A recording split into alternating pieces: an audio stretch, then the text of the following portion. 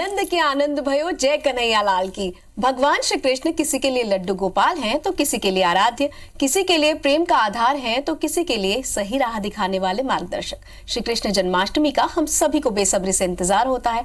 5 महायोगों की जन्माष्टमी भाद्रपद मास की अष्टमी तिथि को रोहिणी नक्षत्र में भगवान श्री कृष्ण के ठीक मध्य रात्रि में अवतरण के अवसर पर मनाई जाती है। तो आज ज्योतिषाचार्य डॉक्टर दत्तात्रेय हुस्करे हमारे साथ है। आपका बहुत बहुत स्वागत सर। नमस्कार। नमस्कार सर, सबसे पहले तो ये जानना चाहते हैं कि जन्माष्टमी इतना महत्वपूर्ण त्योहार है, इसे हम तिथि के हिसाब से मनाते हैं, तो कौन सी शुभ तिथि, कौन सा शुभ मुहूर्त है जब हमें इसकी पूजा करनी चाहिए? जी, जन्माष्टमी विशेष रूप से शास्त्रों में जो जैसे निर्णयामृत एक ग्रंथ है, तिथि तत्व एक ग्रंथ है, इन ग्रंथों में उल्लेख है कि जन्माष्टमी जब मध्य रात्रि के अवसर पर भाद्रपद मास में अष्टमी, कृष्ण पक्ष की अष्टमी और रोहिणी नक्षत्र दोनों की युति जब बनती है तो उस रात्रि को जन्माष्टमी का पर्व मनाया जाता है। उसी समय जो है भगवान श्री कृष्ण का अवतरण हुआ था पृथ्वी पर।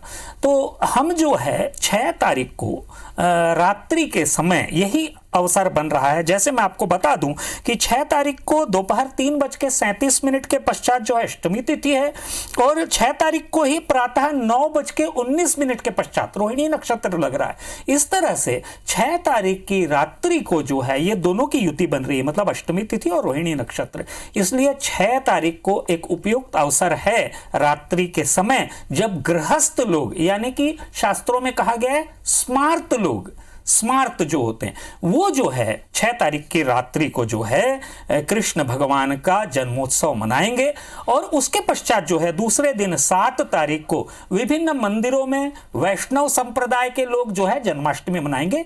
यही जो है शास्त्रोक्त तरीका है। इस तरह से यदि जन्माष्टमी मनाई जाए तो गृहस्थ लोगों को निश्चित रूप से कृष्ण भगवान के द्वारा प्रदत्त जो है सारे के सारे आशीष प्राप्त हों। जी बिल्कुल, कृष्ण के जन्म की जो खुशी है वो पूरे देश में हमें नजर आती है और ये पर्व तो है ही भगवान श्री कृष्ण के जन्मोत्सव का। और जब हम उनके जन्मदिन को हम मनाते हैं तो अष्टमी तिथि का भी बहुत खास महत्व होता है। और ये जानना चाहते हैं कि भक्त इस दिन पूजा, भजन, कथा तो करते ही हैं, पर पूजा में हमें कौन कौन सी सामग्री अनिवार्य रूप से रखनी चाहिए? जी, कृष्ण भगवान का जब भी पूजन किया जाता है, कृष्ण भगवान श्रृंगार प्रिय हैं। शास्त्रों में कहा गया है सच्चिदानंद स्वरूपाय विश्वोत्पत्त्यादि हेतवे तापत्रय विनाशाय श्री कृष्णाय वयम नुमः। 3 तरह के तापों का शमन करते हैं, आदि दैहिक, आदि दैविक और आदि भौतिक। आदि दैहिक मतलब देह से संबंधित, आदि दैविक मतलब प्राकृतिक प्रकोप जो होते हैं, और आदि भौतिक मतलब जो हमारी दैनिक आवश्यकताओं से संबंधित, संतान संबंधी, ये सभी समस्याओं का जो है निवारण कृष्ण भगवान करते हैं। इसीलिए कृष्ण भगवान का पूजन पूरे के पूरे भौतिक तत्वों के साथ करना आवश्यक होता है।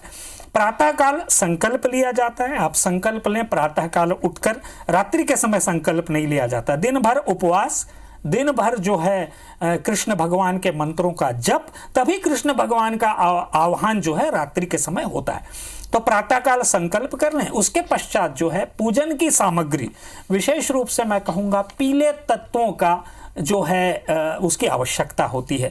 हल्दी से लेकर, चंदन से लेकर, रोली से लेकर, जो भी श्रृंगार के तत्व हैं, विभिन्न तरह, यदि आपके घर में कोई स्वर्ण तत्व है जो कृष्ण भगवान को आप समर्पित करके धारण करना चाहें तो वो भी कर सकते हैं। और इसी तरह से कृष्ण भगवान को विशेष रूप से भोग में, क्योंकि वो मक्खन मिश्री के प्रिय हैं, इसलिए मक्खन का भोग लगाना आवश्यक होता है। भले ही एक चुटकी मक्खन क्यों ना हो, लेकिन कृष्ण भगवान का जब पूजन करें तो मक्खन का भोग अवश्य लगाएं। क्यों? मक्खन जो है चिकनाई युक्त होता है। जीवन में बाधाएं जो होती है वो घर्षण का प्रतीक होती हैं, मतलब जीवन में चिकनाई को खत्म कर देती हैं। तो जब कृष्ण भगवान को हम मक्खन का भोग लगाते हैं तो जीवन में घर्षण युक्त तत्व जो है खत्म हो जाते हैं, नकारात्मक तत्व खत्म हो जाते हैं। इस तरह से कृष्ण भगवान को श्रृंगार प्रिय हैं, इसलिए अच्छे वस्त्र, सुगंधित तत्व, मोर पंख इत्यादि जो है कृष्ण भगवान को अर्पित करके उनका आह्वान करें। कृष्ण भगवान के जन्म का एक मन में, कृष्ण भगवान के प्रागट्य का एक स्वरूप अपने मन में निर्धारित करके यदि मन से, अच्छे मन से पूजन करें तो निश्चित रूप से आपके मन में, आपके जीवन में कृष्ण तत्व का प्रागट्य होगा। जी पंडित जी, वैसे तो जन्माष्टमी भक्ति और समर्पण की भावना को प्रोत्साहित करता है और लोगों को इसको लेकर काफी हमने तैयारी करते भी देखा है। तरह तरह के वस्त्र और आभूषण आते हैं कान्हा जी के और बड़ी इच्छा से, बड़े दिल से लोग उसकी खरीदारी भी करते। एक और बात जानना चाहते थे कि राशिफल के हिसाब से क्या हम कृष्ण जी की उपासना करें? जी देखिए, मैंने जैसे कहा कि कृष्ण भगवान भोग प्रिय हैं, कृष्ण भगवान तत्व प्रिय हैं, तो जब राशि के अनुसार कृष्ण भगवान की पूजन की बात आती है तो मैं आपको बता दूं कि जो दैनिक पूजन है, जो भी आप कृष्ण भगवान के जन्म के अवसर पर पूजन करेंगे वो तो आवश्यक है, उसके अनुसार भोग जो है, कृष्ण भगवान को जो भोग लगता है उसका राशि के अनुसार मैं आपको वो बता देता हूँ, तत्व बता देता हूँ। मेष राशि के जातक यदि आप हैं तो आप मंगल प्रधान हैं, लड्डू और अनार का भोग लगाएं। देखिए, मेष राशि में अभी स्थिति यह है कि रुके हुए कार्य बहुत सारे हैं, तो वो सब कार्य आपके पूर्ण हो जाएंगे। वृषभ राशि के जातक रसगुल्ले का भोग लगाएं, शुद्ध और ताजे रसगुल्ले का भोग लगाएं तो हर मनोकामना आपकी पूर्ण होगी। मिथुन राशि के जातक कोई ड्राई फ्रूट की मिठाई, विशेष रूप से काजू की मिठाई यदि आप अर्पित करते हैं तो निश्चित रूप से यह अवसर धन लाभ का है, आपको धन लाभ होगा। कर्क राशि के जातक नारियल की बर्फी या नारियल की मिठाई का भोग लगाएं तो पारिवारिक सुख बढ़ेगा, संतान सुख बढ़ेगा आपका। सिंह राशि के जातक जो हैं गुड़ और बेल के फल का भोग लगाएं, बेल का फल ले आए थोड़ा सा उसका और गुड़ का भोग लगाएं, व्यवसाय में लाभ होगा आपको, जो भी आप व्यवसाय करते हैं उसमें लाभ होगा। कन्या राशि के जातक बुध प्रधान होते हैं, तुलसी के पत्ते और हरे फल का भोग लगाएं। आपको जो है आवास की समस्या, अभी कन्या राशि के जातकों की यह समस्या हल होने वाली है, कृष्ण भगवान का पूजन अच्छे से कर लीजिए बस। तुला राशि के जातक कलाकंद का भोग लगा सकते हैं या और भी दूध से बने पदार्थों का भोग लगा सकते हैं। सेब को कश्मीर फल बोलते हैं संस्कृत में, सेब का भोग लगाएं, इससे भी निश्चित रूप से लाभ होगा, सभी समस्याओं का समाधान होगा। वृश्चिक राशि के जातक जो हैं वो गुड़ की मिठाई का भोग लगाएं, सौभाग्य में वृद्धि होगी, लोकप्रियता बढ़ेगी। धनु राशि के जातक जो हैं बेसन की मिठाई का भोग लगाएं तो सौभाग्य में वृद्धि होगी और रुके हुए कार्य भी आपके पूर्ण होंगे। मकर राशि के जातक जो हैं गुलाब जामुन या काले अंगूर का भोग लगाएं, न्याय मिलेगा। यदि आपका कोर्ट कचहरी का कोई मामला है, रुके हुए कोई प्रॉब्लम्स हैं तो उनका समाधान हो जाएगा। कुंभ राशि के जातक जो हैं पिसे हुए धनिये का भोग लगाएं शक्कर के साथ और चीकू चढ़ाएं, भूरे कलर का फल ये चढ़ाएं, स्थिरता आएगी जीवन में। मीन राशि के जातक जलेबी और केले का भोग लगाएं तो रुके हुए कार्य जो हैं शीघ्रता से पूर्ण होंगे। जी, आपने बहुत अच्छे तरीके से बता दिया कि किस राशि फल को किस तरह का भोग लगाना है। पंडित जी, अगला सवाल ये है कि जब हम कृष्ण जी की उपासना करते हैं तो मन में एक प्रार्थना तो होती है कि सब कुछ अच्छा हो, पर कुछ उपाय भी हम करते हैं, जैसे जिनका विवाह नहीं हो रहा है उनके लिए क्या उपाय है, जिनका व्यवसाय ठीक से नहीं चल रहा है उनके लिए क्या उपाय है, क्या कुछ ऐसे उपाय है जो जन्माष्टमी में हम भगवान से प्रार्थना करके पूरी करा सकते हैं? जी, कृष्ण भगवान समस्त तत्वों के प्रदाता हैं। जीवन में कृष्णाय वासुदेवाय हरये परमात्मने प्रणत क्लेश नाशाय गोविंदाय नमो नमः, जीवन में जो भी क्लेश हैं उनका नाश करने वाले हैं। मैं आपको कुछ समस्याओं के समाधान बता देता हूं, जैसे विशेष रूप से संतान संबंधी समस्या। आजकल जीवन में जो भौतिक सुख की प्राप्ति के लिए जो भाग दौड़ हो गई है, संतान संबंधी समस्याएं बहुत आ रही हैं।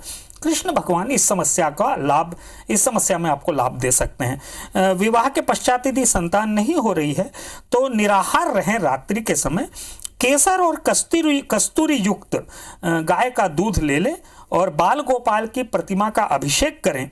संतान गोपाल मंत्र या संतान गोपाल मंत्र बहुत सारे होते हैं और गोपाल सहस्रनाम भी होता है, इसका पाठ करते हुए कात्यायनी देवी का मंत्र का जाप करें। कात्यायनी महामाये महायोगिनीधीश्वरी नंद गोप सुतम देही पतिम में कुरुते नमः, इस मंत्र से अच्छा पति भी प्राप्त होगा और अच्छी संतान भी प्राप्त होगी, ये दोनों बातें बनती है। तो इसका करें तो निश्चित रूप से आपको लाभ होगा। और एक मैं आपको बात बता दूं, यदि विवाह नहीं हो रहा है तो ये भी एक समस्या है अभी हमारी, क्योंकि जनसंख्या बहुत तेजी से बढ़ रही है, जनसंख्या का अनुपात गड़बड़ाया हुआ है, इसमें विवाह संबंधी समस्याएं भी बहुत आ रही हैं। तो यदि विवाह में देरी हो रही है तो मैंने जो एक मंत्र आपको बताया, कृष्णाय वासुदेवाय हरे परमात्मने प्रणत क्लेशनाशाय गोविंदाय नमो नमः, इस मंत्र का जाप करें आप प्रतिदिन, और हरे वस्त्र पहने हुए राधा कृष्ण की प्रतिमा का पूजन करें। यदि प्रतिमा ना हो तो फोटो का भी पूजन कर सकते हैं, इससे भी आपको लाभ मिलेगा। और अब अगली समस्या जो मैं आपको बताने जा रहा हूं, जो कर्ज संबंधी समस्याएं हैं, बहुत लोगों को शिकायत रहती है, कर्ज बढ़ रहे हैं, आय कम हो रही है, ये सभी समस्याएं यदि आ रही हैं, आय नहीं आ रही है, कर्ज बढ़ते जा रहे हैं, तो इस उपाय को करें, लाभ आपको मिलेगा। करना क्या है, आपको जन्माष्टमी की रात्रि को कृष्ण भगवान का श्रृंगार करें।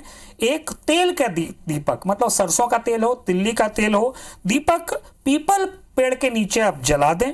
घर वापस आकर 8 कौड़ियां, पीली या सफेद कौड़ियां पीले वस्त्र में बांध दें, उसको हाथ में रखकर ह्रीम श्रीम श्रीयै नमः, ह्रीम श्रीम श्रीयै नमः, इस मंत्र का जाप करें और भगवान का दर्शन प्रत्येक गुरुवार को करते चलें। कृष्ण भगवान का दर्शन, आप देखेंगे कर्ज संबंधी समस्याओं का समाधान हो जाएगा। एक और समस्या बहुत आजकल परेशान कर रही है, वो है रोजगार संबंधी समस्या।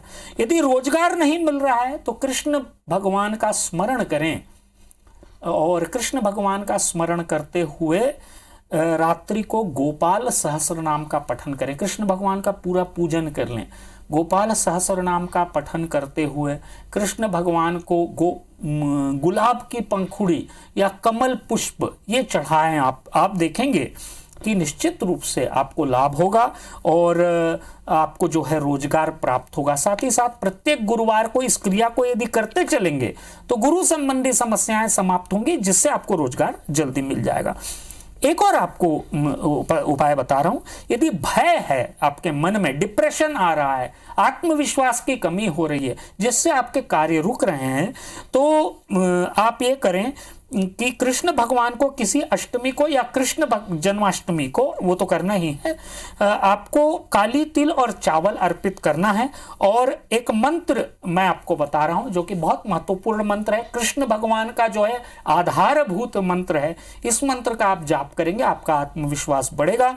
वसुदेव सुतम देवम कंस चाणूरमर्दनम देवकी परमानंदम कृष्णम वंदे जगतगुरुम, इस मंत्र का जाप करें तो निश्चित रूप से भय रूपी जो असुर हैं मन के अंदर कंस चाणूर रूप में, उनका नाश होगा, कृष्ण तत्व जागृत होगा और आप देखेंगे कि कृष्ण जन्म के पश्चात आपके मन में आत्मविश्वास का जागरण होगा और जो है डिप्रेशन की कमी आएगी। अब बात करते हैं पंडित जी कि कृष्ण जी का जो श्रृंगार हम करते हैं तो मन में एक दुविधा होती है कि उनको आसन पे बैठाएं, बहुत सारे लोगों की इच्छा होती है झूले पर बैठाएं, तो ये जो झूले का श्रृंगार होता है, कान्हा जी का श्रृंगार होता है, वो हमें किस तरह से करना चाहिए? जी देखिए, सबसे पहले यदि झूला आप घर में बना रहे हैं तो झूले की दिशा क्या होनी चाहिए ये आपको तय करना है। तो सबसे पहले मेरा निवेदन आपसे रहेगा कि झूले की दिशा जो करें वो आप कृष्ण भगवान का मुख जो है या तो पश्चिम दिशा में होना चाहिए या पूर्व दिशा में होना चाहिए, इस बात का विशेष रूप से ध्यान रखें। अब झूला कैसे बनाएं? झूला जो आप बना रहे हैं विशेष रूप से किसी धातु का हो सकता है, किसी लकड़ी का हो सकता है, यदि आम की लकड़ी का तो बहुत श्रेष्ठ है। तीसरी चीज, आसन जब भी बनाएं तो क्योंकि कृष्ण तत्व जो है, कृष्ण तत्व का संबंध लक्ष्मी तत्व से है, क्योंकि लक्ष्मी जी भी श्रृंगार प्रिय हैं और कृष्ण भगवान भी श्रृंगार प्रिय हैं, तो जब आप कृष्ण भगवान का आसन दें तो 2 रंगों का विशेष रूप से संयोजन करें। 2 रंग क्या हो सकते हैं? एक तो हरा रंग, क्योंकि कृष्ण लक्ष्मी जी के लिए कहा गया है हिरण्यवर्णाम हरिणीम सुवर्ण रजतस्रजाम, हरा रंग का बहुत ज्यादा उसमें महत्व होता है।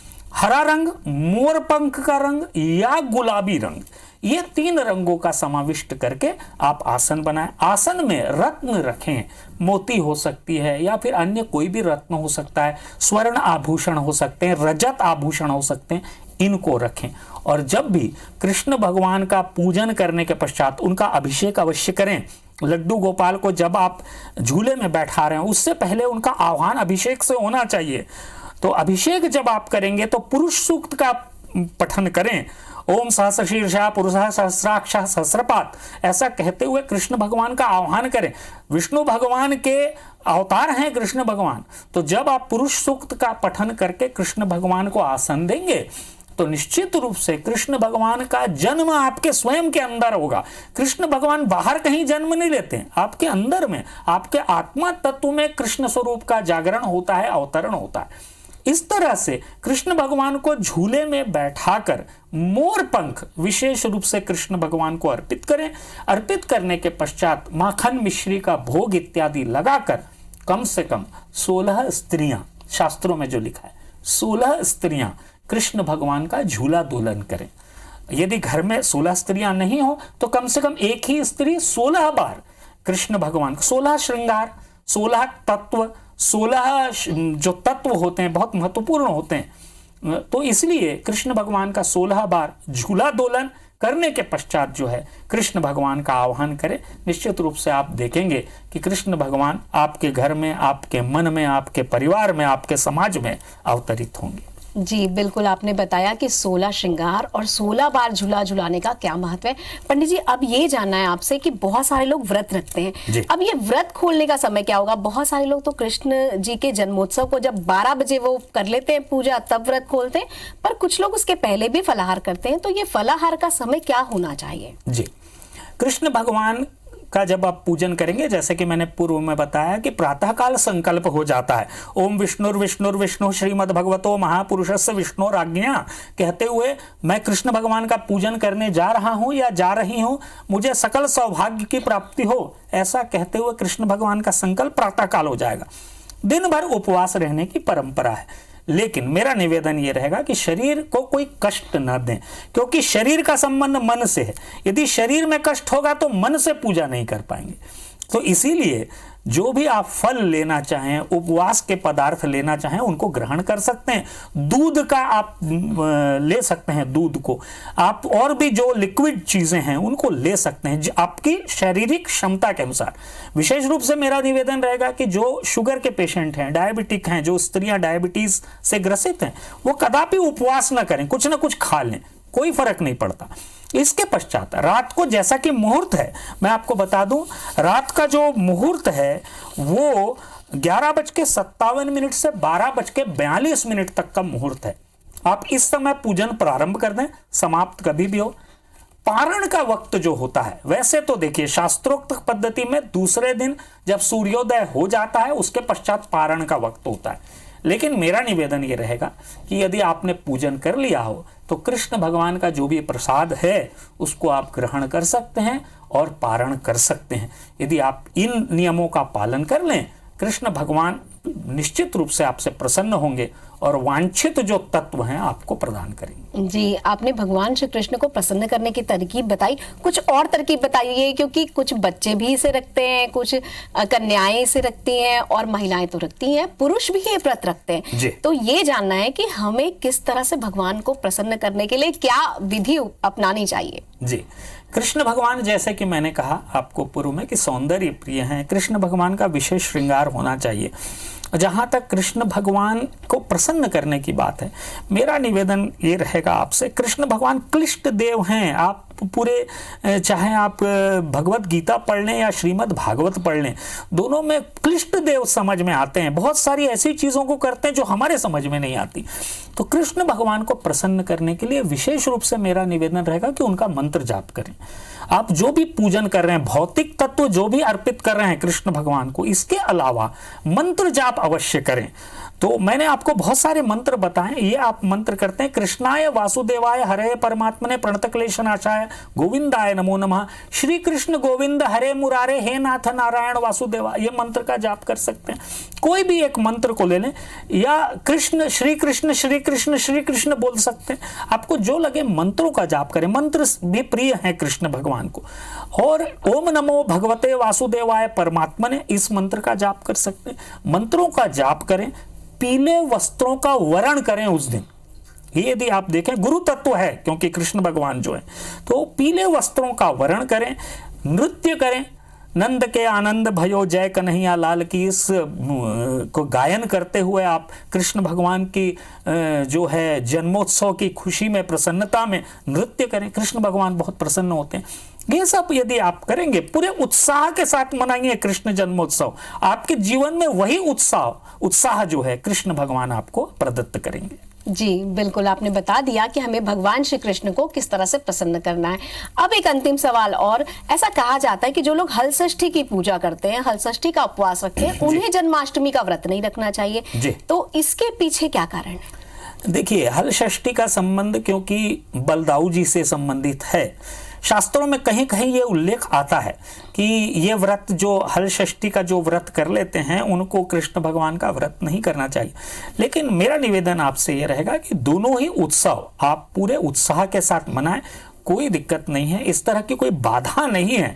शास्त्रोक्त पद्धतियों में जहां तक हम देखते हैं, वैदिक पद्धतियों में कहीं इस तरह का उल्लेख जो है विशेष रूप से नहीं दिया गया, लेकिन कहीं कहीं पुराणों में, विशेष रूप से 2-3 पुराणों में जो मध्य युगीन हैं उसमें इस तरह का उल्लेख आता है। तो लेकिन मेरा निवेदन रहेगा कि क्योंकि बलदाऊ एक अलग तत्व है जो कि बल से संबंधित हैं, हल से इसीलिए उनका संबंध है, तो बल से संबंधित और बुद्धि से संबंधित दोनों का सामंजस्य हमारे जीवन में होना चाहिए। इसलिए बलदाऊ का जन्मदिन, हलषष्ठी और कृष्ण जन्माष्टमी दोनों ही पूरे उत्साह के साथ मनाएं। जी, इतनी महत्वपूर्ण जानकारी देने के लिए, हमारे स्टूडियो में आने के लिए बहुत बहुत धन्यवाद। नमस्कार। और दर्शकों, हम आशा करते हैं कि आप इस बार जन्माष्टमी को पूरे धूमधाम से मनाएंगे। जय श्री कृष्ण। जय श्री कृष्ण।